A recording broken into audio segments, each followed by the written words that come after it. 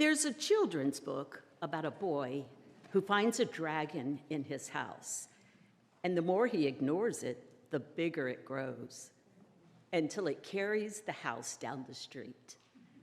He discovers that it keeps growing larger because he is ignoring it. I had a dragon in my life, a dragon of fear. Fear that my life would lose meaning. And the more I ignored it, the larger it became. After 8 years of living in Taiwan, we boarded a plane to return to America, most likely not to return. It was the end of one era and the beginning of another.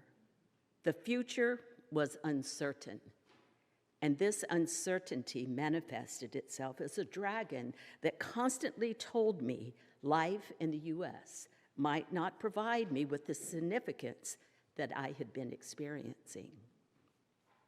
The decision to leave had not been easy, and a desire to exit Christian fundamentalism was a main driving force. I had spent 8 years fulfilling my lifelong dream of going to a foreign country and serving as a missionary, being of service to others. I have always craved adventure, never shying away from new and exciting opportunities. Living in Taiwan satisfied these longings. Now, I feared that I would lose this to reestablish life in America. The dragon I was ignoring, a fear that I wouldn't be able to find the level of fulfillment I had experienced, a fear of leaving behind life of service. During our years in Taiwan, we established a home, learned to speak Chinese, and developed lifelong relationships. I had a career teaching in an international school, immersed in a multicultural community with children from all over the world.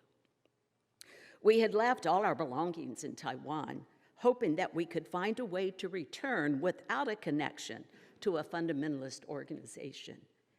Maybe find a more progressive organization to continue a service in the country we had come to love and call home. The indecision hung over our heads. During this time of indecision, our oldest child came to us and said, "I know making the decision to stay in America or return to Taiwan is not easy, but we need to decide. The uncertainty is difficult." We did not return to Taiwan. We stayed in America. The children, just beginning their teen years, immersed themselves in school activities. I found the opportunity to further my education. We settled in Virginia, hoping that staying in one place during their high school years would provide stability. I was offered a job teaching GED classes in a women's prison. I began to feel the purpose I was seeking.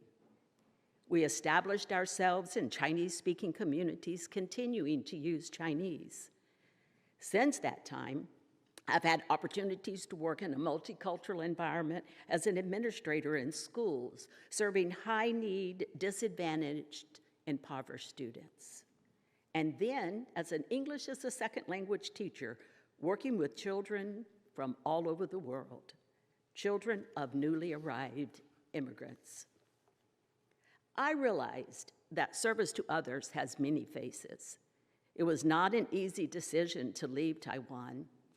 I feared uncertainty, but facing it gave me the confidence to look for meaning in our new life. Taiwan will forever be in our hearts, the place our children have always called home. Even to this day, when someone asks them, "Where are you from?" they answer, "Taiwan." We did return.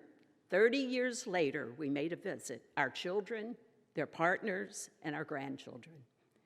My favorite part of our trip was our walk through our old neighborhood, stopping for a picture in front of the bright red gates of our former home.